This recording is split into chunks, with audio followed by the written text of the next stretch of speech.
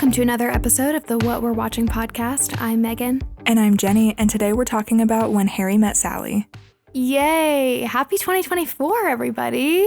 This is our first movie of the year. And you guys picked this one, actually. We asked you on Instagram what movie you wanted us to cover for our first episode of 2024, and it was very close, actually. But you guys picked When Harry Met Sally, and I could not be happier.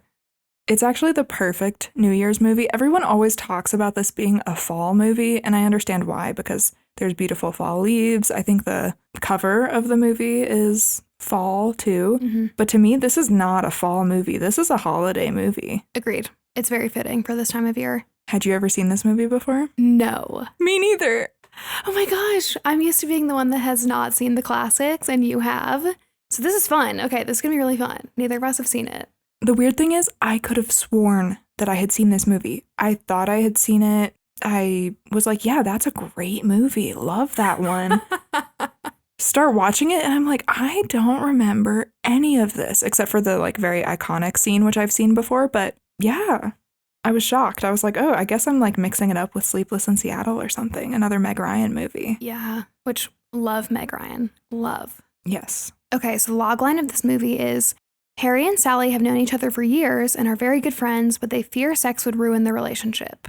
This is a weird logline for the movie. To me, this is not actually what it's about. What is it about to you?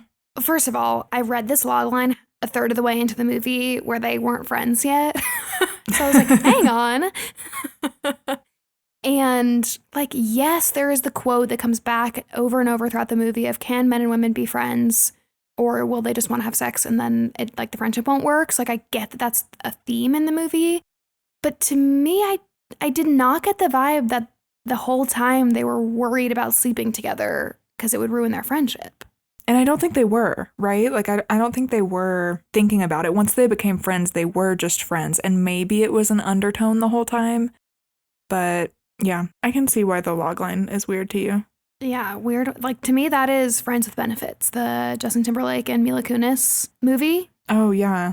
They were worried about that. To me, that was not part of this. But anyway, it was such a good movie. It's just a weird one-sentence description of it. So you loved it? Loved it. Loved it. Loved it. How did you feel? Obsessed. I'm so obsessed. I am in love with it. I think it's one of my favorite rom-coms. And 10 minutes into it, Robert got sucked in. And we know he's the critic, right? He's the rom-com critic. He sat down on the couch and watched the whole movie with me and was so into it. He said that it is up there with The Notebook for him. Wow. Wow. Okay, this one I do think is safe for men. I rented it on my phone, and then I went to go play it on the computer, and we couldn't figure it out. But I really wanted Brian to watch it with me because I got 15 minutes in and I was laughing the whole time. It's really funny. And it's full of jokes, really like a comedy is. Yeah, I think a lot of rom-coms are heavy on the rom, not on the com. But this one had a lot of comedy. It was so good. Definitely. The dialogue was just so witty and so quick. And I forgot how much I love Meg Ryan. I would love to know if you guys would want us to cover more Meg Ryan movies. I love Sleepless in Seattle and You've Got Mail. So if you guys like those, let us know because I would love to go back and watch them. What did you think of kind of what we were saying, that the premise of this movie is can men and women just be friends? What do I think of the actual question? Can they? Yeah. This one's tough. And obviously it's assuming these are cis, straight men and women. So we'll just caveat it with that. I think they can be friends. Most of the time. But I understand why this is a question. Yeah. What do you think? I go really back and forth. I don't know. Because sometimes I'm no.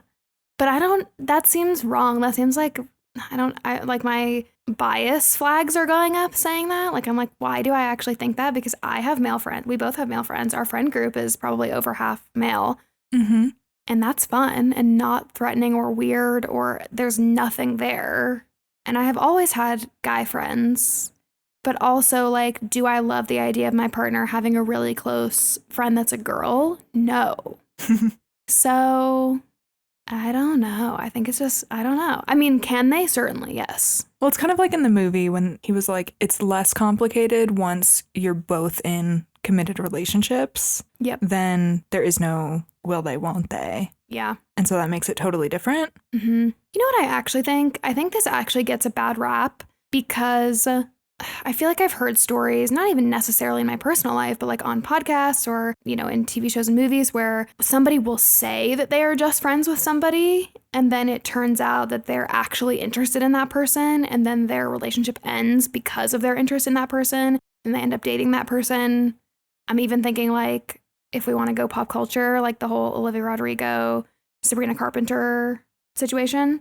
And like that is not this situation because that is not actually two people being friends. That is actually two people that are interested in each other, spending time together when somebody is committed. And so I think maybe that's why this like dynamic gets a bad rap when really, of course, men and women can be platonic friends. Yeah, it's like we're latching on to the friendships that start because of attraction, maybe. Mm-hmm. Or where there's like a lie involved where someone's saying, no, we're just friends, but they're not. Which, like, how many times have you heard that, like, one of your friends had this happen to them? Or, you know, like, it happens all the never. Oh. time. Two very different experiences. Well, guys, you should let us know. Yeah, what do you guys think? Can men and women be just friends? I have what Meg Ryan and Billy Crystal, who are the leads of the movie, what they had to say about this. Oh, okay. Meg Ryan says, yes, men and women can just be friends. I have a lot of platonic male friends and sex doesn't get in the way. A very Sally answer, I think. Yep. Billy Crystal says, I'm a little more optimistic than Harry, but I think it is difficult. Men basically act like stray dogs in front of a supermarket. I do have platonic women friends, but not best friends. I like that answer. I feel like I fall more there. Mm. Like, I imagine if you are best friends, like if your best friend is somebody of the opposite sex and you are both straight, then I can see that very easily becoming complicated because you care about the person so much. So you probably are attracted to them in some way, at least as a person. But in general, as like somebody in your friend group, somebody that you work with, that you're work friends with, somebody that you're maybe not best friends with, where you're not one-on-one spending a bunch of alone time together, I think that's totally fine and normal. Is this a hot take? I wonder if this is a straight male problem. Like, I think women can be friends with anybody. Yeah. And not feel anything. I don't know if straight men can. Yeah, we need a male perspective. I think we do. I agree, though. As we're talking, I've been going through in my head all of my, like, guy friends. And no, never one time have I been like, yeah, actually, I would like to sleep with them. And I want to spend more time with them because of that. Never. Yeah. It just, like, doesn't enter my brain because that's not our relationship. So. Yep. But anyway. This is probably, like, a really hot topic with, like, a lot of opinions. So, you know, this is, like, the first time I'm thinking about this topic. So these ideas are fresh. But if somebody has, like, a more nuanced opinion or you've thought about this a lot or you have experience with this, then I want to hear it. Let us know. Yeah, let us know. Wow, we're just starting 2024 off hot takes. We're about to get canceled. Sorry, we actually don't know what we're talking about at all. Yeah. We're just flying by the seat of our pants here. Yeah. Should we get into the background of the movie? Let's do it. So this was written by Nora Ephron, who did Sleepless in Seattle, You've Got Mail, Bewitched, which I didn't know, and then Julie and Julia. Oh, I love that movie. And then had you heard about, like, the lawsuit with her in, like, the 70s? No. Okay, so this is actually how I know about Nora Ephron. Back in 1970, she and 60 other women filed a class action lawsuit against Newsweek for sexual discrimination because they wouldn't hire women writers. And so she worked in, like, the mailroom at Newsweek with a bunch of other women who were journalists and wanted to be journalists on the staff. But there's this amazing show that was inspired by this called Good Girls Revolt. I don't know if you've heard of that one. I think it was Amazon Prime, maybe. It didn't come out that long ago. And it was canceled after one season, which makes me so sad because it was so good. Oh. But it was like in 1969 and it was about the girls who worked at Newsweek and it was like mostly fictional, but Nora Ephron's character was real because at that point she had already passed away. So she was like one of the only characters that was actually real. Wow. I had no idea about any of that. But I want to watch the show now. Do you know if you can watch it? Like, can you stream it? I think on Amazon Prime. Okay, cool. It's really good. And then it was directed by Rob Reiner, who did Stand By Me and The Princess Bride. If you think that you don't know him, just Google his name because you will recognize him. Has he been an actor and stuff? Is that why he's recognizable? I think so, because I did not know, I didn't recognize his name, and then I looked him up and I was like, oh yeah, I know who this is. So I think he must have been in some stuff. Well, how this came to be is he, Nora Ephron, and then the producer, Andy Scheinman, wanted to do a project together, and they had a few meetings, and they couldn't come up with an idea that they all liked. And then after a few meetings, Reiner said that he'd always wanted to do a film about two people who become friends and don't have sex because they know it'll ruin their relationship, but then they have sex anyway. So there's a log line for you. There it is, yeah. Nora Ephron really liked this idea, so Reiner went and got a deal with a studio. And in the meantime, Ephron interviewed Scheinman and Reiner about their lives as single men, and that inspired a lot of the dialogue for the movie. Oh, interesting. That's cool. Yeah. And so Harry was based on Rob Reiner, and Sally was based on Nora Ephron and her friends a little bit. That's cute. I know, I think that's so cute. Oh, I love that. And then I didn't know this, but Rob Reiner and Billy Crystal were best friends. Don't know if they still are best friends. I saw were, and I was like, did something happen? Oh. But I think I was just reading into that. They probably still are friends. And Reiner went through a divorce and had like a really hard time with that. And because Billy Crystal was friends with him at the time, he actually got a lot of inspiration for Harry from that. Sure. Oh, I love that. I love that there's like so much personal, like, intertwined into the development of the movie. That's really cool. Maybe that's why it feels so real. Like, I was thinking the whole time, and Robert even said this too, the dialogue feels real. Yeah. And like the interactions that they have as characters feel very real. Mm-hmm. And it's probably because they were real, you know? Totally. I was thinking that about Sally, especially just that her being in her like mid-30s and, you know, originally not knowing if she wanted to get married, just like all those things. I was like, this feels like a real person, not necessarily like the quote classic rom-com lead that we see in a lot of stuff, even way after this was made. Because this was, to me, in my era of rom-coms in my life, this is one of the older ones. Mm-hmm. And that was cool. I totally agree with your sentiment. It just felt like they were real people. Yeah, totally agree. I love that about this movie. That's why it's such a classic, I think. Yeah. And then speaking of it being a classic, actually in 2022, the film was chosen for preservation in the United States National Film Registry by the Library of Congress. I didn't even know this was a thing. I didn't either. Because it's culturally, historically, or aesthetically significant. Wow. Who knew you can get put in the Library of Congress for being aesthetically significant? Yeah, as a movie. Wow. That's cool. Maybe everyone knew that, but us. Not qualified to run this podcast. I do have one gripe with the movie. Actually, I have a couple, but one that I like would love your take on is Harry like sucks. Yes. Yes. Harry sucks. Thank you. Like, all of his dialogue is just like kind of about treating women like trash, you know? And that was just of the time. I know that. I totally know that. And I honestly don't even hold it against the movie because, like, it didn't even feel like it was in poor taste. It just felt like they were trying to make a real person that really existed and what they would really say at that time. And honestly, probably now, a lot of single men would say the same shit. So I don't know. I did not hate it, but it was just like in my mind of like men are gross. I thought we were past that, but this is an older movie. So anyway, I don't know. I had a like weird mixture of feelings about it. Yeah, I don't think you're alone in that at all. And I think for me, I just tried to like ignore the parts that I think aged poorly and focus on like his character as a whole. And if I just thought about how like sarcastic and kind of like edgy and not unemotional, but unattached maybe, like if I just think about those as the themes for his character, then I really liked him and thought he was interesting as a male lead in a rom-com because usually they are so likable and charming, and he was not those things.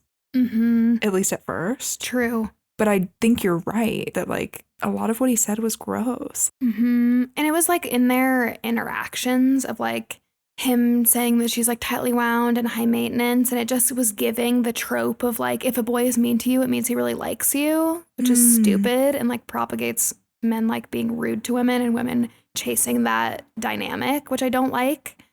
And this is such an iconic movie that I was like, I don't like the dynamic of he's rude to her, especially really in the first half of the movie. But also, to be fair, she doesn't like him for the first half of the movie. So I don't know. It just like gave me weird feelings. Otherwise, I love this movie. That was the only thing that I was just like, I feel weird. And I think it's the premise of the movie too that I don't love, actually. Like, I don't love the can men and women just be friends, that he says she's attractive, and then that spirals this whole like thing where he's like, oh yeah, like we can't be friends. Right. Because I think you're attractive. Yeah. Yeah. That's actually a really good point. I did not like, we'll get into this, but like in the diner scene when he was like, no, men and women can't be friends because if a man finds the woman attractive, he wants to have sex with her and then they can't be friends. It's giving like girls can't wear skirts that are too short to school because it will distract the boys. So it's like, we can't be friends because he wants to have sex. It's like, that's fucking stupid. Yeah. No, I totally thought the same thing. Didn't make me like the movie any less. I still really liked it, but an interesting conversation to have, I think. Agreed. Yeah. Thank you. I'm glad we just untangled that's actually, I think, what's underneath it. I think we've solved the patriarchy. Yeah. Okay. The cast. Meg Ryan. You say you love her. Why do you love her? She's so endearing. Like watching her, I'm just like, I love you. First of all, she's stunning. She's such a good actress. And like, she just is lovable. And I have seen her in the other two movies that we mentioned, Sleepless in Seattle and You've Got Mail. And she's the same in those. Like, she's always a little bit, not rough around the edges, but like she plays these opinionated women. And I'm sure that is partially because Nora Ephron wrote all those movies. Mm-hmm. And I love that because she's so cute and adorable and lovable. And so then to see her in a role where she is strong and independent, but also in a rom-com, just feels like unique, and it just makes me like her. Me too. And I didn't know this, but she had never been the lead of a movie before. That is wild. She'd been in movies, but never like the lead until this. That makes me even happier that this did so well. I feel like it just like set off her career. So that's cool. Mm-hmm. Okay, I've got a fun fact. When I was looking Meg Ryan up, I discovered that her birth name, her full birth name, is Margaret Mary Emily Ann Hyra. Oh, wow. Which is, I did not dig any deeper than that to figure out why she has so many names. I just thought it was hilarious. I needed to include it. She, like many other actors and actresses, when they become part of SAG, I think, like when they register to become part of SAG, or maybe it's part of the Academy. I don't remember exactly. But you have to register your name. And if your name is already taken, or if you want to change it to like a stage name, you can at that time. And so that's when she adopted Meg Ryan. Ryan is her grandmother's maiden name. Okay. And I wonder if she was already called Meg as a nickname? Probably. I think Meg is a nickname for Margaret, so that would make sense. It's kind of like not the same, but it reminds me of Emma Stone, how Emma Stone is actually Emily. But I think maybe Emily Stone was already in the list, and so you can't repeat names. Same with Elizabeth Banks, actually has a different last name, and then took Banks because her name was taken. Can you imagine, like with Elizabeth Banks, maybe it's different, but like with Emma Stone, can you imagine your name being Emily your whole life, and then you're like, guess I gotta change it to Emma now? No, but a lot of actors and actresses do that. Like Ashton Kutcher, what is his middle name? Or maybe his first name, I think, is Chris. And so his whole family calls him Chris.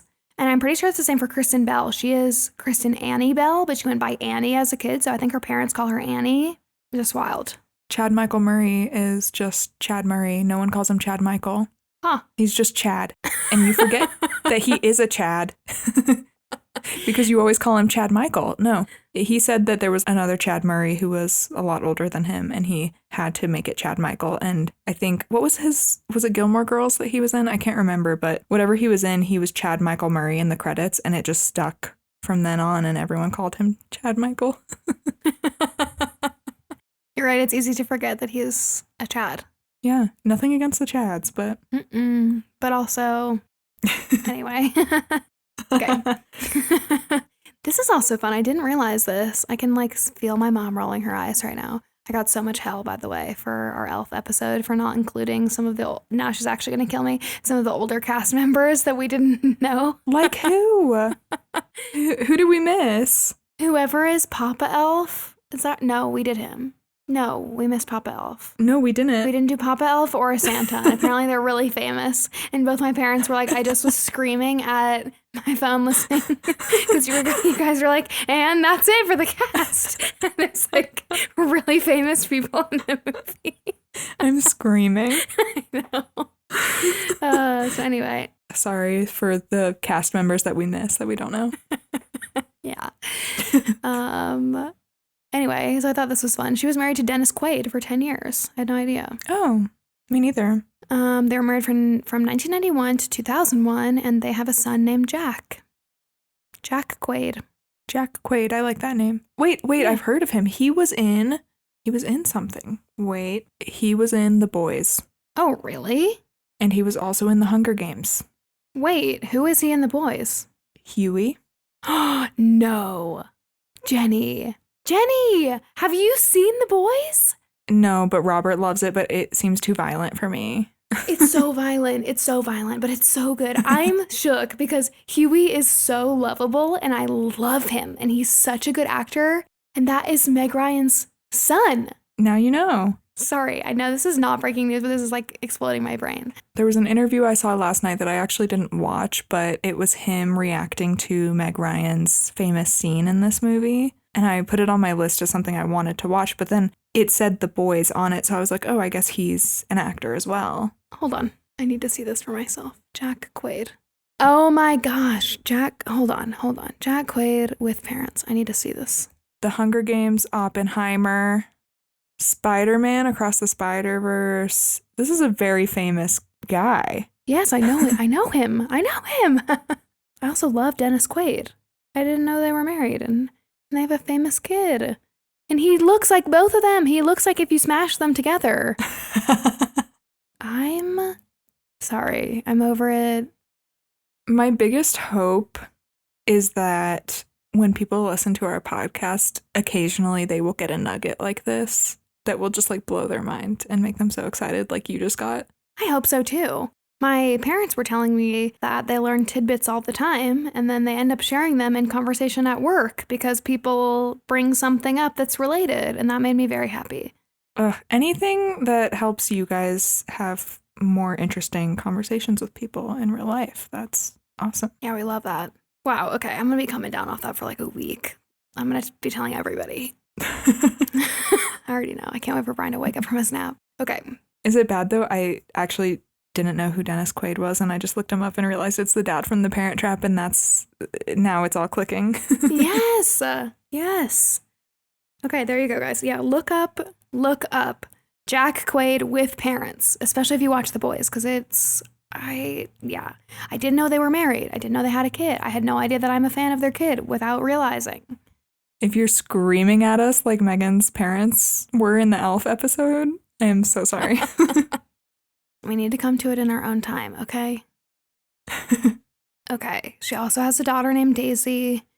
She is Daisy Ryan because she adopted her from China in 2006 after she got divorced from Dennis. So she also has a daughter. I wonder if she is an actress too. I don't know. I didn't recognize her, but maybe. And Meg Ryan is still at it. She just had a rom-com that came out last month, which I think was her first rom-com back since like 2015, 2016. Yeah. It's called What Happens Later. Did you see it? Mm-mm. No, but I want to. Yeah, me too. Okay, Billy Crystal. Mike Wazowski. Not okay. I was like, wow, Billy Crystal, he's really famous. Again, my mom just screaming right now. Okay, I'm just going to say it. I started this movie and I was like, I have no idea who this guy is. Like, I know that he's famous, but I've never seen him in anything. I don't recognize him at all. I know that that's not I know he's famous. I know he's Billy Crystal, okay? And then Jenny and I have a shared doc where we like write the things that we want to make sure we touch on during our episode. And halfway through the movie, I see Jenny type Billy Crystal is Mike Wazowski.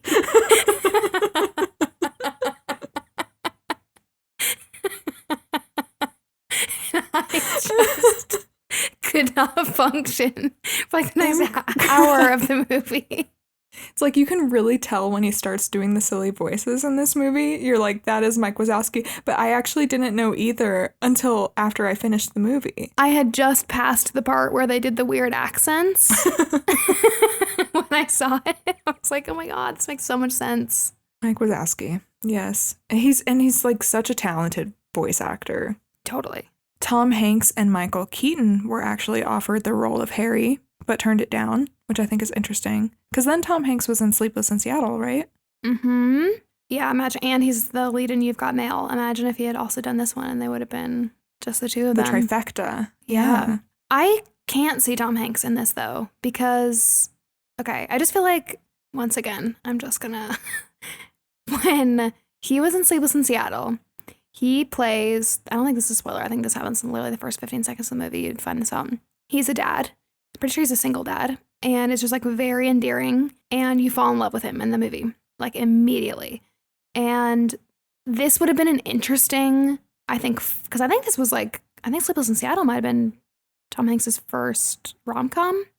So it would have been really interesting if he had like kicked off his movie career with When Harry Met Sally, because Harry is such a like rough around the edges character. And I feel like Tom Hanks just like immediately got the lovable label from Sleepless in Seattle. I feel like that was from Sleepless in Seattle. I don't know. Maybe he did a bunch of stuff before then. Again, my mom is just losing her shit. Like, here's all the things he did before that. Anyway, so that just would have been interesting, like to see his trajectory if it would have been different if he had started with this movie. Mm-hmm. Agree.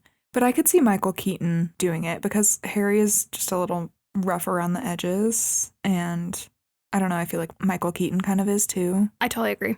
So I mentioned earlier that Billy Crystal and Rob Reiner were friends. And that's why I find it kind of interesting that Harry wasn't written for Billy Crystal, because you would think that maybe he was, but a lot of the film's dialogue was actually based on their friendship, which I think is very cute. So for example, the scene where Harry and Sally talk on the phone while watching TV is something that Billy Crystal and Rob Reiner would do. Oh. Which something about that is just so cute to me, like thinking about watching a movie from your home while talking on the phone with someone. Mm-hmm. Yeah. So cute. That is cute. Billy Crystal is also a longtime married man. He's another one of those. He's been married to his wife Janice since 1970, and they have 2 daughters. We love that. I know. Okay, Carrie Fisher. We love Carrie Fisher. Yes. I feel like we've talked about her a lot. Have we not? Like, I feel like she comes up a lot because her family members come up a lot in our episodes. Yeah, absolutely. Her daughter is Billie Lourd, who was in Booksmart and Star Wars, among other things, and American Horror Story. And her mom is Debbie Reynolds, who we love. Yes. And we talked about a lot in our Halloween Town episode.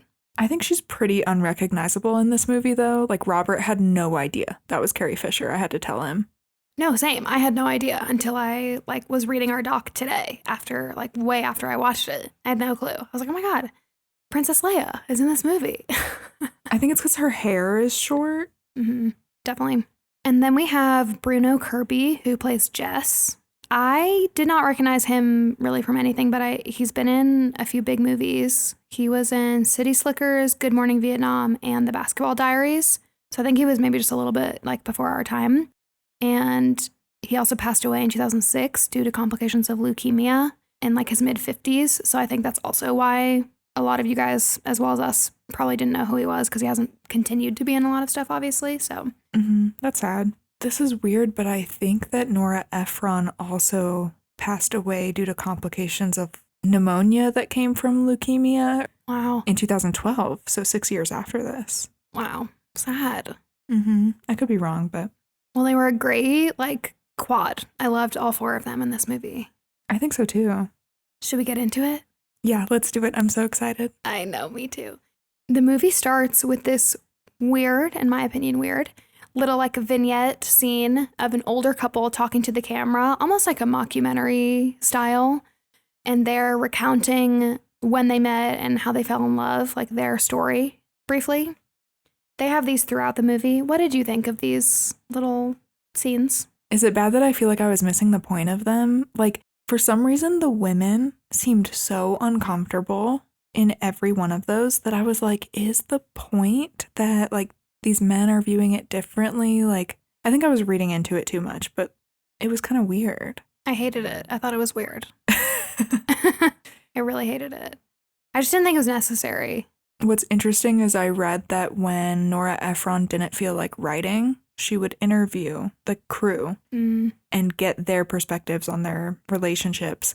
And actually, all of these scenes were based on those interviews. So they're like real life things. They just used actors to reenact the interviews. Oh, that's interesting. That makes it make more sense that it was like something she really cared about and probably felt like really like it was important to include those people's stories and like helped make the story feel complete. I didn't need it. I felt like they were trying to do. Have you seen the movie He's Just Not That Into You? Yeah. Throughout that movie, they have similar like mockumentary style like interviews spliced throughout about like they're usually like women friends and they're talking about some guy that sucks. And it's really funny. I felt like that was what they were trying to do. It just like didn't quite land with me and it just felt like it was interrupting.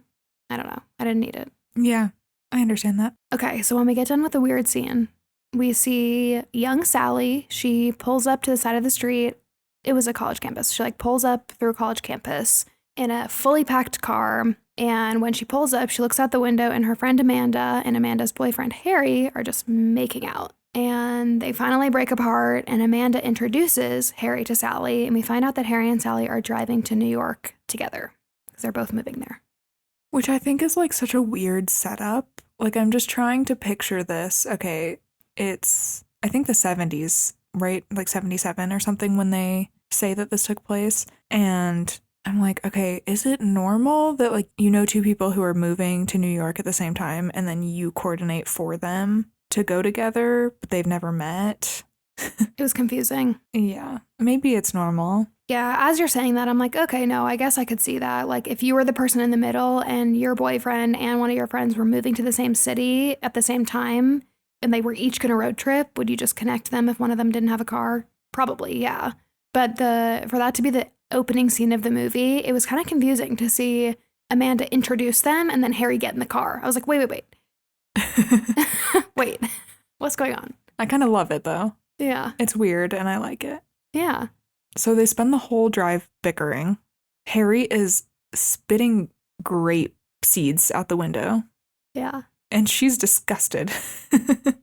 He's kind of like dramatic and emo. Like he says that he has a dark side and that when he gets a new book, he reads the last page first. That way, if he dies before he finishes, he'll know how it comes out. And she's like, that is so morbid. And I think it's just like showing how different they are as characters. Like she is just this very like uptight, very structured person. She's got their entire road trip planned out, hour by hour almost. Mm-hmm. And he is just like going with the flow, spitting grape seeds out the window, just messy. And she's very positive and like bubbly, and he is very not. He's like very rough around the edges. Mm-hmm. So on their drive, they stop for dinner at a diner. And while they're there, they're just like continuing to bicker, continuing to like have weird conversation. And Harry makes a comment about Sally being attractive. I think he says like, Amanda never told me you were attractive. You're attractive or something. And this is when they first have the conversation about how men and women can't be friends. When the man finds the woman attractive, because then they'll want to have sex. So they can never have a platonic friendship after that. Yeah. I want to say, hopefully my memory is correct, that he calls Sally attractive after she has a horrendous order at the restaurant where she's like extremely particular and she's like, I want this on the side, but if you can't do that, then I need you to give me this. And it was just bizarre. And he was just like, like you're attractive. And I don't know, even though I hate this whole like premise and the conversation and him calling her attractive in the first place, I kind of like that he thought she was attractive after that, which would be a turnoff to most people, you know? Mm-hmm. I agree. Then we get another weird vignette. And I did not know that this movie was going to jump in time. Did you know that? No. Okay. So right after the other vignette that we see of an older couple who talks about how they met and then didn't see each other for 34 years and then got back together, we jump to 5 years later, where, again, we kick off with a makeout scene. Sally's making out with this tall blonde man at the airport. His name is Joe. And Harry walks by. I also didn't know they were in an airport. My brain thought they were in like a business setting. I think because they're wearing they're wearing business clothes, like suits. Which, like, you used to dress nice to get on the airplane, so that kind of makes sense. Could not be me. Catch me in my sweatpants and no makeup and gross. I'm going to be as comfy and disgusting as possible. Yes. Yeah. So then Harry walks by.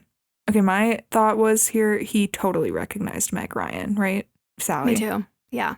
And then he stops to talk because he knows Joe, too, coincidentally. And so he pretends that he does not know Sally at all. And he's talking to Joe, and you can tell that Sally is just like, oh God, that's the guy. Sally is doing the thing that we were saying right before we started recording that we do. If we see somebody that we know, like from high school, we just act like that it's not happening. It's just not happening. And then when he leaves to get on the plane, Sally's like, thank God he couldn't place me. I drove from college to New York with him 5 years ago, and it was the longest night of my life. And so then Joe obviously is like, oh, wow.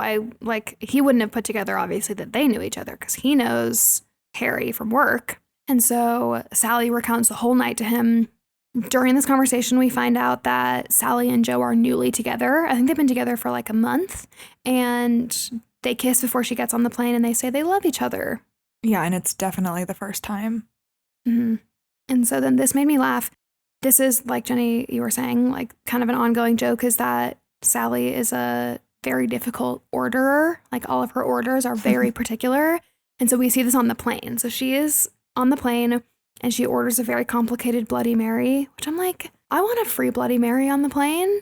And I want to I was about to say, and I want to be dressed up. I don't, but I like just what a big deal it was. Anyway. And people being able to walk you to your gate, which I remember from when I was a really little kid. Yeah. My parents used to be able to put me on the plane and say bye to me, and then I would head out. That is nice. But this reminds me of like Friends, like how there's always like an airport scene. I don't even know if you've gotten there yet in Friends, but you'll get there. It's coming. And so as Sally is ordering her complicated drink, Harry pokes his head out from the row behind because he recognizes this order. And he has the guy that's sitting next to Sally trade seats with him so that Sally and Harry can sit together. And you can tell Sally's not into it. She's like, please don't talk to me. So even though they're like kind of reluctant, they catch up on the plane. And we find out that Sally did become a journalist and she works for the news, which is what she moved to New York to do. And Harry's asking about her relationship and Joe and asks if she'll marry Joe. And Sally's like, oh, stop. We've only been together for a month and neither of us are ready for that. And then Harry says, oh, well, I'm getting married. And Sally thinks that he's joking because she's like, oh my God, this cynical jerk cannot be getting married. Mm-hmm. And the subcontext is I just said that I was nowhere near ready. And now he's telling me that he is getting married. How is he mature enough or ready to get married before me? Yeah. And Harry says he's just tired of the single guy life. Which I think echoes what the director, Rob Reiner, and the producer were talking about that kind of inspired a lot of this dialogue, as they were like, we are so tired of being single and dating. Mm-hmm. Which I understand. Yeah. So then after they're off the plane at the airport, Harry catches up to Sally as she's walking through the airport and asks if she wants to get dinner. And she is basically like, I thought that you said that we couldn't be friends. And he said, no, it's different because we're both involved with other people. So because of that, we can be friends. And she says, no, I don't want to get dinner with you. So again, it's just Harry being annoying. Sally's not interested. And that's all we see. And we skip to 5 more years later. Yeah, that's a lot of time to skip. Now we've had 10 years. Mm-hmm. Is that right? Wow. Yeah. Then Sally's at dinner with her friends, and she tells them that she and Joe broke up. And she says it very casually, it happened days ago, and they're like, wait, you're just telling me now? Mm-hmm. She says, I said to myself, you deserve more than this. You're 31 years old. And her friend is like, and the clock is ticking. And she's like, no, the clock doesn't really start until you're 36. Which is interesting. Yeah. Which I liked that sentiment. That felt like a really modern sentiment for when this movie was made, for her to be like, no, I don't have a clock. Get out of here. I'm 31 and I deserve a better relationship. I just feel like that probably was not a very common sentiment, especially at the time. Yeah, agree. But she insists that she's totally okay. And then her friend, I think this is Marie, her friend pulls out a Rolodex of single men and is like flipping through them. And Sally's like not interested. She's like, please don't do that. And Marie's like, okay, but don't wait too long. And something else we find out at this dinner is that Marie is dating a married man and wants him to leave his wife, but thinks that he never will. And that will come back. And then we have this great scene of Harry at a football game telling his friend that his wife, Helen, says that she doesn't know if she wants to be married anymore. And this whole scene is happening while they like, Harry is visibly upset, but then he stands up with everybody to cheer, and then he'll sit back down and continue. And I just think it's a wonderful scene. It makes it so interesting. His wife, Helen, had said that she wanted a trial separation. And Harry's like, wait, do you not love me anymore? And she says, I don't know if I ever loved you. Ugh. Which is horrible. He's heartbroken. She already had movers lined up to come in right after their conversation. And he basically finds out that she's in love with someone else and moved in with him. Yeah, this was so sad. I will say, as we're talking about this, I'm realizing that I like that even though Harry is this sort of like masculine, sort of like shits on women a little bit, like grouchy man, he is also very emotional and like really heartbroken and upset. And like, I like that that's part of his personality in this. I think that's really nice. Yeah, I like that he's not just one note, you know, he's got dimension. It's great. Yeah. So we cut to Sally, who's shopping with her friend Marie, and Marie says that she found her boyfriend's Amex statement that shows he spent $120 on a nightgown for his wife. And this keeps coming up where Marie is just like, so he's definitely not leaving her. And Sally's always just like, no one thinks that he's leaving her. He's definitely not leaving her. And so as they're talking, Sally says that someone's watching them, and it's Harry. She like looks over, and Harry is like weirdly staring at them from an aisle over because he recognized Sally. And so Harry walks up, Marie leaves to like let them talk. And in Harry and Sally's conversation, Sally says that her and Joe just broke up. And then Harry also says that he's getting a divorce. So this to me is like where the story starts again. They now have something that unifies them, an experience that they both share that they really haven't had anything in common before this moment.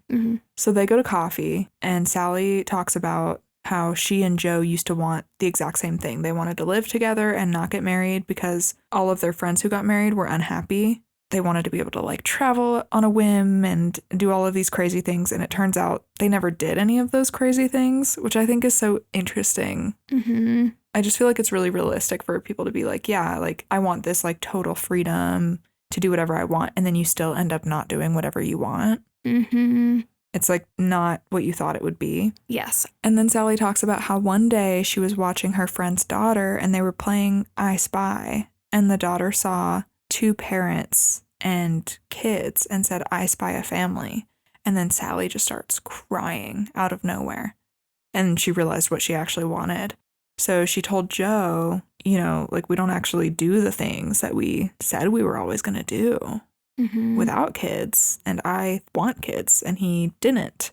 So that's why they broke up. I love this scene. This, like, the dialogue of this is so good. It's such good writing. Like, totally what you said. Like, her saying, we always wanted the same thing. We didn't want to get married because we wanted to fly to Switzerland on a moment's notice and have sex on the kitchen floor. And then she gets to the end of the story, and she's like, and I realized that we never flew to Switzerland, and we never had sex on a kitchen floor. And it just, like, wasn't what I really wanted. And we weren't taking advantage of it. Anyway, I love that part. I thought it was like honest. Yeah, it was good.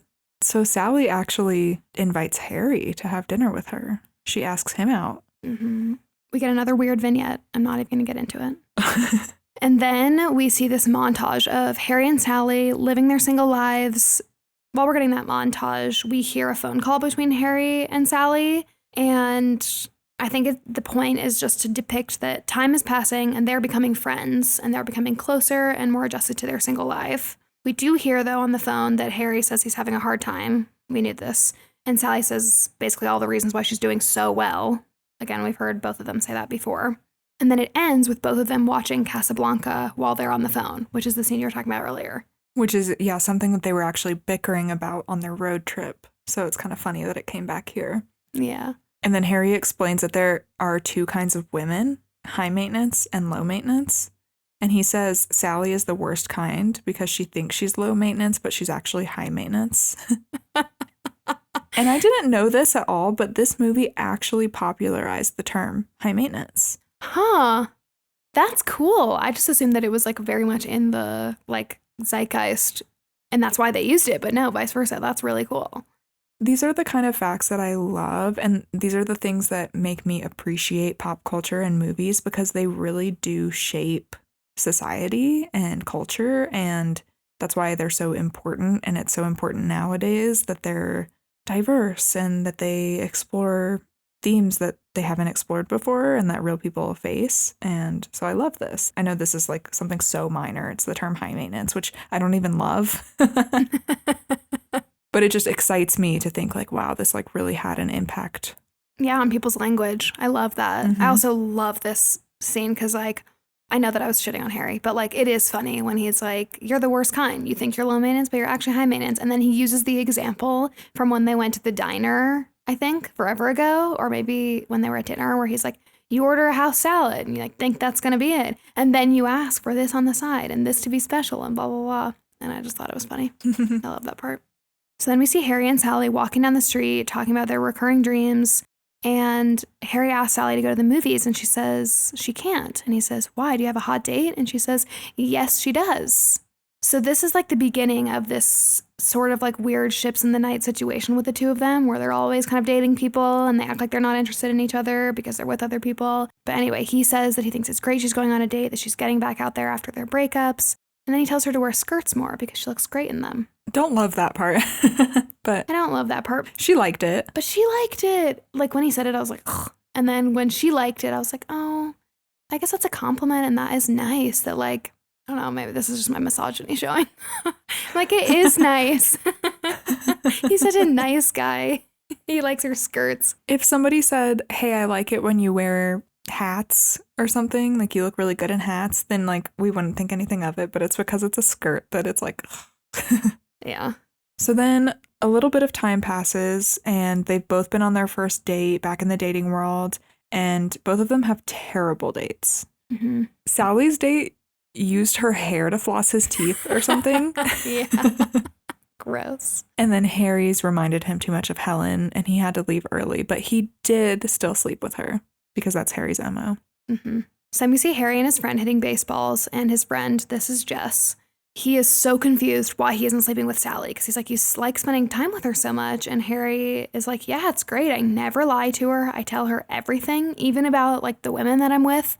And it's just because I'm not trying to sleep with her. So I'm not going to mess that up. Yeah, I guess he can just be like 100% himself with her, which is probably refreshing for him because he's never had a woman friend before that he's acted normal with and not tried to sleep with, which is interesting in its own way. But that's why it's different with Sally.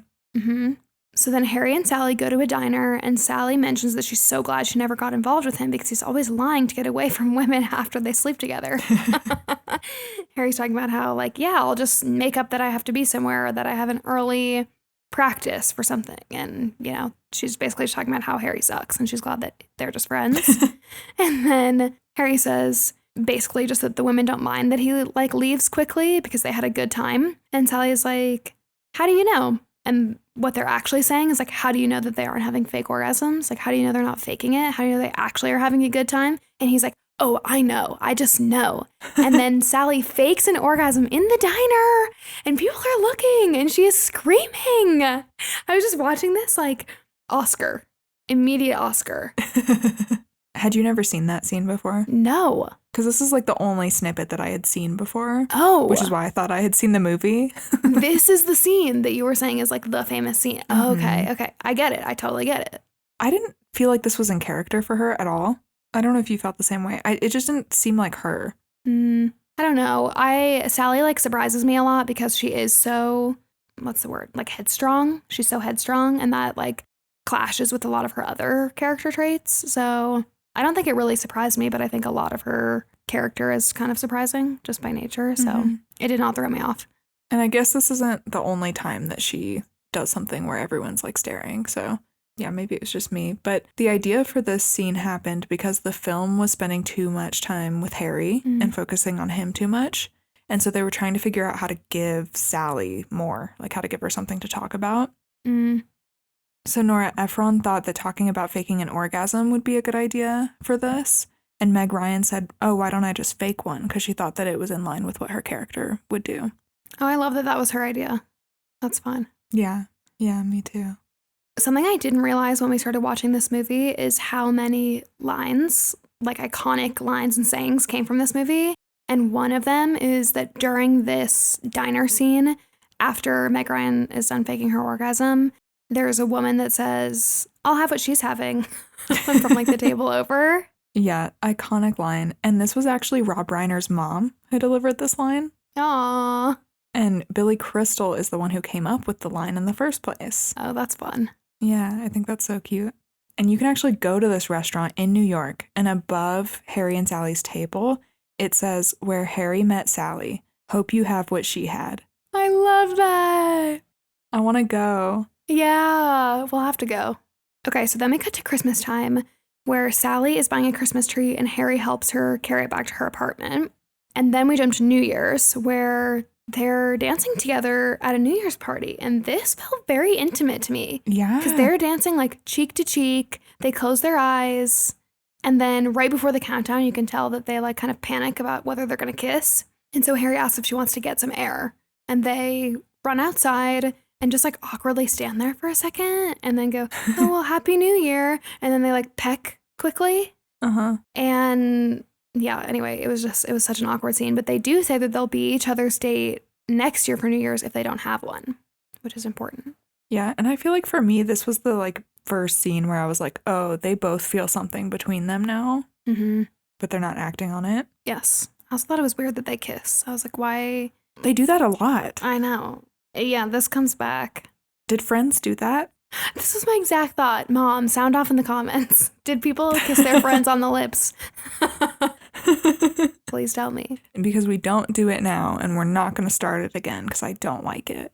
The way that I would lose my shit if we were at a New Year's party and two of our single friends that we always thought should get together turned and kissed on the lips platonically, I would lose my mind.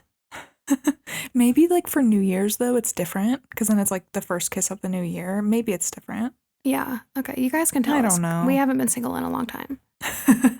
So then Sally's walking with her friend Marie, who is still talking about her married boyfriend who's not going to leave his wife. And they're actually going to a date that Sally set up. It's a double date between Harry and Marie and then Harry's friend Jess and Sally. And so then Harry and his friend are also walking to the dinner, and Jess is still super confused why Harry isn't going out with Sally. He's like, okay, but you're telling me she's attractive and she has a good personality, but that makes me think she's not attractive because you're bringing up her personality. And Harry's like, I'm just telling you that she has both. And he's like, well, then why aren't you dating her? And it's this whole kind of gross conversation, actually, now that I think about it. Yes. But it was funny. I don't like Jess very much, to be honest. Really? Oh. Yeah. Why? He kind of bugged me. Oh. He just seemed kind of rude. Okay. He reminds me of, have you gotten to the Gilmore Girls episode with Jackson, who dates Suki, with his cousin, who gets set up with Lorelai, and his cousin is just super rude to Lorelai the whole time? Yes. That's what it reminded me of. Yeah, I could see that. He, to me, Jess is like kind of irrelevant. Like, I feel like he's just kind of a placeholder in the quad. Agree. Anyway, so the four of them are at dinner. It's so awkward. Nobody's having a good time. I don't even know who thought this was a good idea in the first place, but Harry is like trying to get something to happen between Sally and Jess. It's not. Then Marie quotes something, and it turns out that it's something that Jess wrote. And he's like, oh my gosh, I've never had somebody quote me back to me before. And so they hit it off immediately. And then for the rest of the night, it's like their date. Yeah.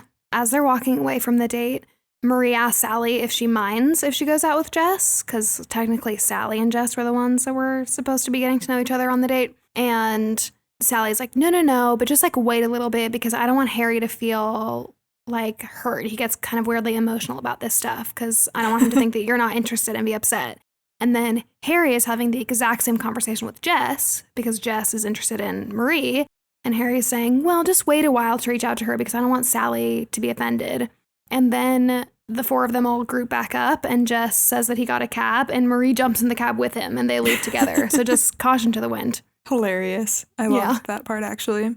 Yeah. And then we jump to 4 months later and Harry and Sally are shopping for a gift for Jess and Marie. So my instant thought was, oh, are they getting married? And they do this cute little like karaoke moment where they're singing. I'm so sorry. I don't know what one of those like machines is called. Do you know? Just a karaoke machine? Is it a karaoke machine? I don't know. An old one. Anyway. We're like, what is this prehistoric piece of technology called? Anybody who's like even 5 years older than us is like, oh my gosh, are these people 12? Like, why do they know nothing? What is a tape? What is a Rolodex? We don't know. I actually used to work for the company that makes Rolodex. That's why you knew what it was. I didn't know what it was, but you put it in the notes so confidently that I was like, okay. Anyway. So Harry and Sally are having this like silly moment. They're both singing. And then Harry sees Helen, his ex-wife, and completely stops. Like time stops for him. He's also kind of embarrassed because he was just being a weirdo, which I'm sure she already knew he was a weirdo, but that's beside the point. And Helen actually walks up to them. She's holding hands with Ira. I assume this is the guy that she left him for, correct? I assume so. And then they have this awkward introduction, and then it's kind of like, okay, well, see ya. And they leave. And so Harry is like really shaken up by this. And Harry and Sally go to Jess and Marie's place, and they're fighting about not liking each other's furniture. And then Harry is like, oh, me and Helen started like that. And then he has this like complete breakdown about his breakup. He totally projects it onto Jess and Marie. And yeah, it's bad. Yeah. He storms out of the apartment. Sally obviously follows him. And he just continues to freak out at her. And they have this big argument about, it like turns into this argument about why Sally hasn't slept with anyone and like never seemed upset about Joe. Because Sally's telling him to calm down. And Harry's just kind of like, why don't you have any emotions? Like, why am I the only one that's like heartbroken, that's like having these negative feelings? I think is kind of, you know, what's underneath it. And pretty much immediately after he says everything about her never being upset about Joe, he apologizes and they hug. And I thought that was actually a really nice moment. Because I don't think we see a lot of like conflict resolution in movies. I feel like we see big arguments and then we like cut to something else. So I liked that they showed this. Oh, I agree. The fact that he was able to just own up to it and be like, hey, I'm sorry. And then they immediately forgive each other instead of holding it against each other. I was like, wow, healthy communication. Okay, I'm here for it. No, I know. I love that. So then we jump to them playing Pictionary with friends. Harry and Sally both brought dates, so we can tell like a little bit of time has passed. But you can tell that the other person is like eyeing the new significant other of the other person. And we see them go off with their friends. And Sally is talking to Marie about how Harry's girlfriend Emily is a little bit young. She's like, don't you think she's a little bit young for him? And then we see Harry doing the same thing about the person that Sally brought. And I just thought it was interesting because you're right. We are like really starting to see their feelings build more and more. And this is one of those scenes. Yeah, something I didn't know about this scene is that the Pictionary was improv. So Rob Reiner didn't actually direct Meg. He just gave her the phrase baby talk. And then the cast's guesses weren't scripted. So the baby fish mouth or whatever. That was improv. Oh, I love that. Oh, that's fun. That makes it way funnier. I want to watch it again. So then we get to a big scene. Sally calls Harry crying, which I thought was a joke because she never cries at first. This was like weird. She calls him and says Joe's getting married, and he says he'll come over right away, which was so sweet. So he shows up immediately, and Sally's really upset. Sally's crying. She's like in her robe with tissues and like having a full breakdown. And she says she realizes that she thought that Joe didn't want to get married, but actually he just didn't want to marry her. And then she freaks out because she feels like she's too old to find anybody. Which I think is like a very relatable thing to have happened. It's like, I know I don't want to be with him, but why didn't he want to be with me? What was wrong with me? You know? Yeah, it's really sad. So then Harry's comforting her, and then they kiss on the mouth again. But at first it seems like a friend kiss, like the New Year's kiss, right? And then it happens again. It's like in The Holiday when Jack Black like kisses Kate Winslet on the cheek once, and then he like forgets that he did and he kisses her on the cheek again. It was like that. Uh-huh. So it was like they kiss and then like they kiss again. And then it's like, okay, what is happening here? And then they make out. I lost my mind when this was happening. So first I was like, oh my God, oh my God, oh my God. Because I really thought he was comforting her. Like it was a comfort kiss at first. And I was like, that's weird. That's really weird. I can't believe that's happening. And then they made out. Anyway, what did you think of this? I don't love that this is how they got together. That it was like her being sad and vulnerable and needing a rebound, basically. Yes. To get her mind off of it. Yes. This is my other big beef with this movie. Because, by the way, also they have sex. We like cut to them cuddling after and they're like naked and Sally looks so happy, but Harry is just like eyes like deer in headlights. Like, I can't believe that just happened. And Sally's like, do you want to go to sleep now? Assuming he's going to be like, no. And he says, okay. So like that's what happened. And I'm so disappointed that this is how it happened. Like I wanted this to be like sexy, like big build up, something exciting, and not like she's so sad and then their weird friend kissing and then they're really kissing. I did not like that. Maybe this was more realistic though, because I think that's really what like Ephron and Reiner were going for, is something realistic, and they needed them to get together at a point when it was possible for it to happen. Do you know what I mean? Like they were trying so hard to make sure that those boundaries were set that they never had sex. So of course it would happen in a moment of vulnerability. Yeah. I don't know. I don't like it, but maybe it's realistic. Ugh. I think you're right, but I don't like it. I wanted it to be like a big, satisfying payoff. Like, oh my God, it's happening. And that's not what happened. And that was so annoying. But you're right. It did, like, after all these years for it to have not happened in all of their ups and downs, it would have to be a moment of real serious, like, vulnerability. And the fact that this was the first time we saw her cry or get upset in the whole movie, you're right. That is realistic, but I didn't like it. Yeah, I can see why you didn't, because I didn't love it either. I was like, no, this is not how it's supposed to happen, you know? Yes, I know. Sally wakes up and Harry is getting dressed and leaving like he always does after sleeping with someone.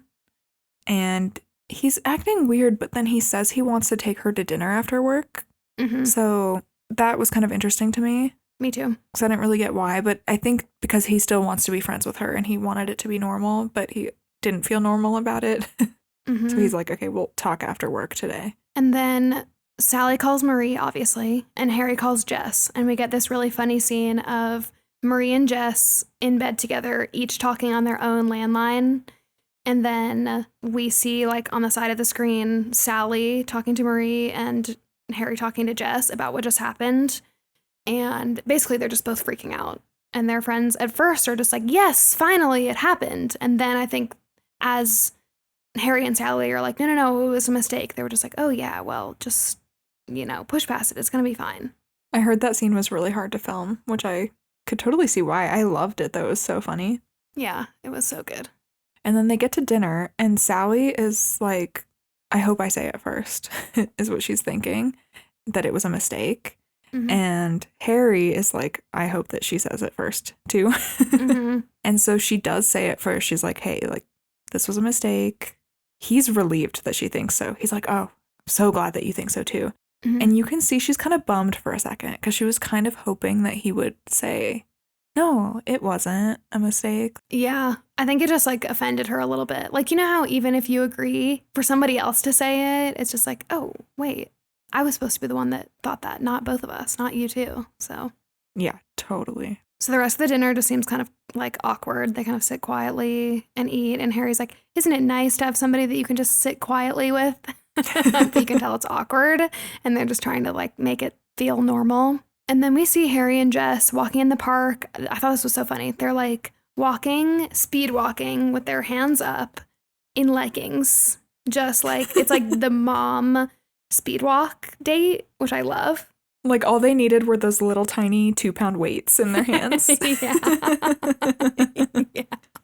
Yeah, I loved it. So they're walking around the park and Harry keeps bringing up that he feels weird about sleeping with Sally, and he's spitting out a lot of thoughts, and he's kind of saying, I wish it didn't happen. It was weird. I feel so awkward, but also I feel like maybe we just did it too late in the relationship. Like we got so far in that like now it could never work and it would be way too awkward. And yeah, I felt for him because you can tell he clings to things with like how he clung to the whole Helen breakup. Mm-hmm. And now he's clinging to this being horrible and weird.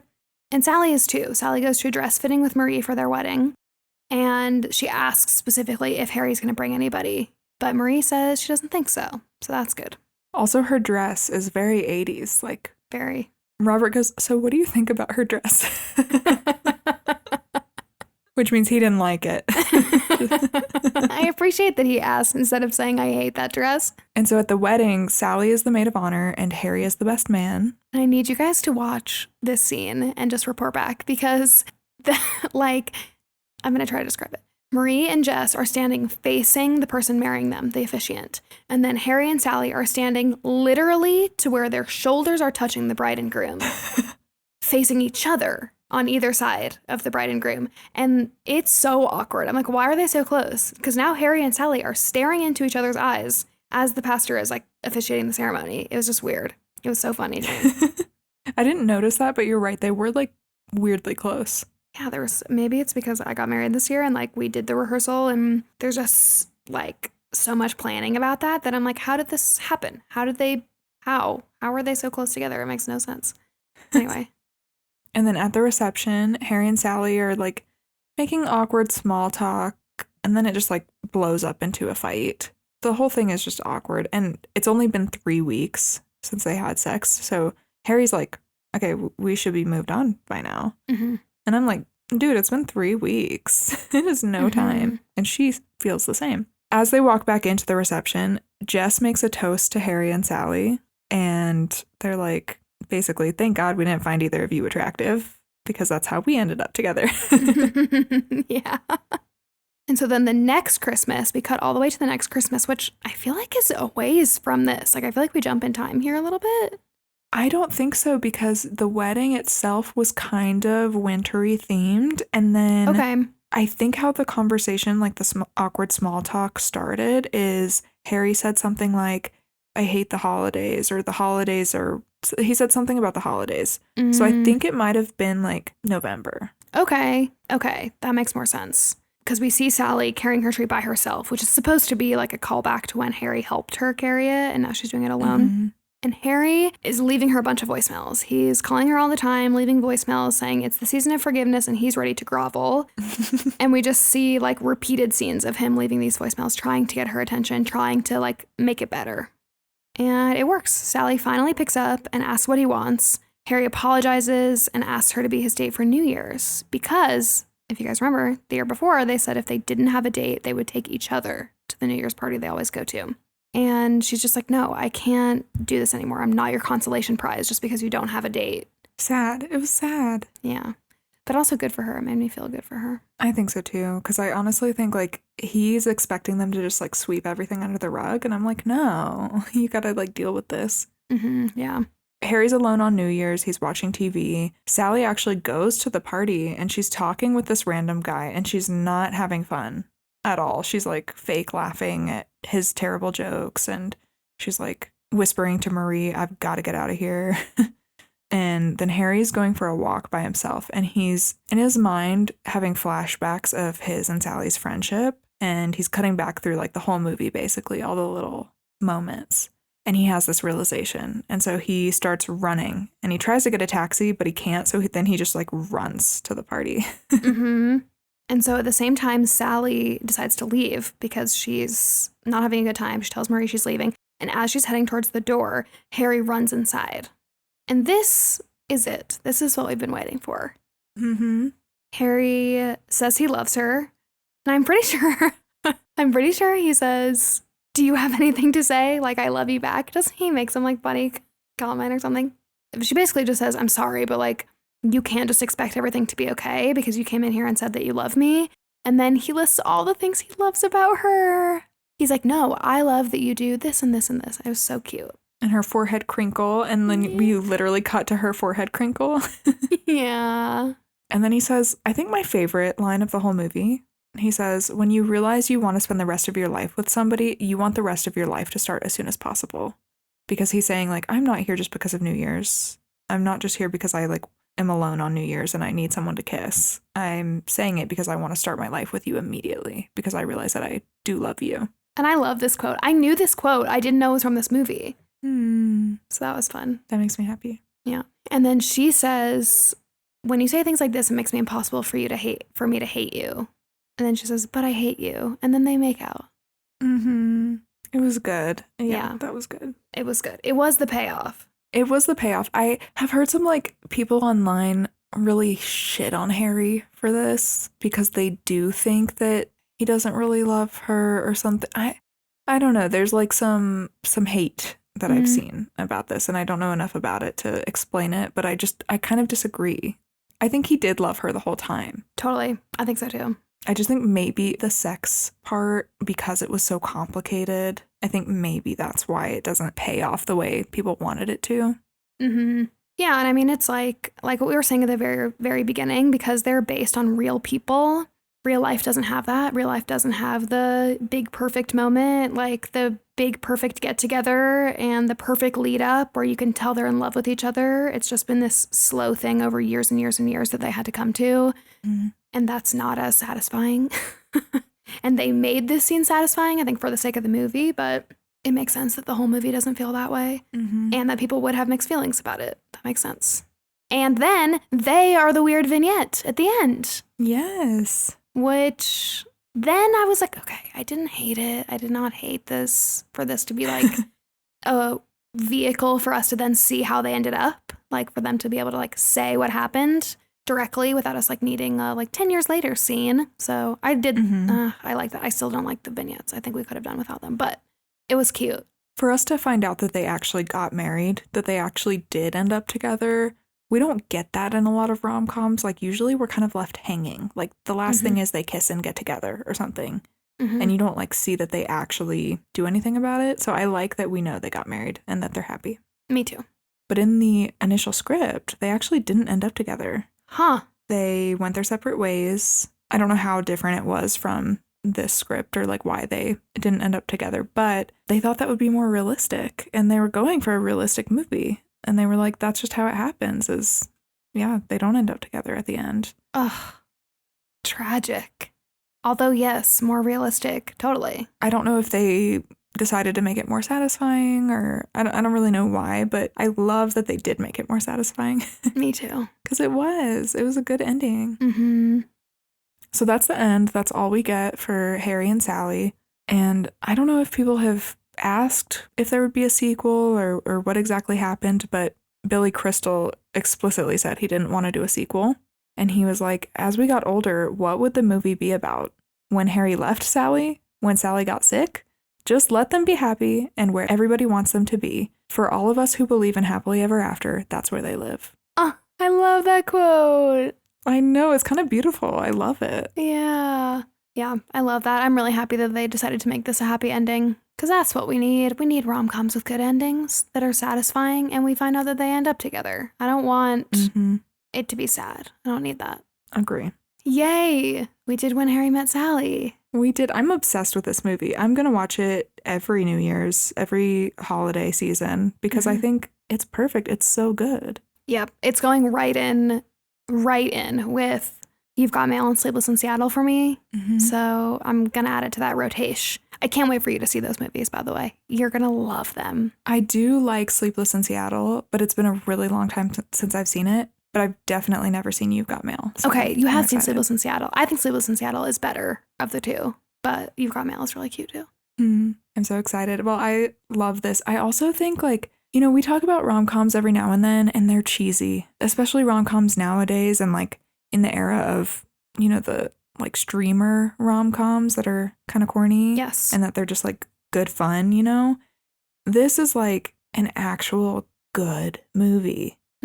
Yes, it's a whole ass movie. We get a whole plot with really good characters, and I'm not cheesing the whole time. Yeah. I don't think I cringed one time. I was like, this is really good. Yeah, agreed. So thank you guys for recommending this movie to us. Yeah, I'm so happy you guys picked it. And I can't wait for you to see what we're doing for the rest of January. We have a really good lineup. We're very excited about it. Yes. Happy New Year. Happy 2024.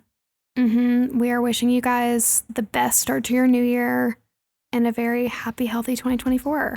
Thanks so much for listening. We'll talk to you next week. Bye.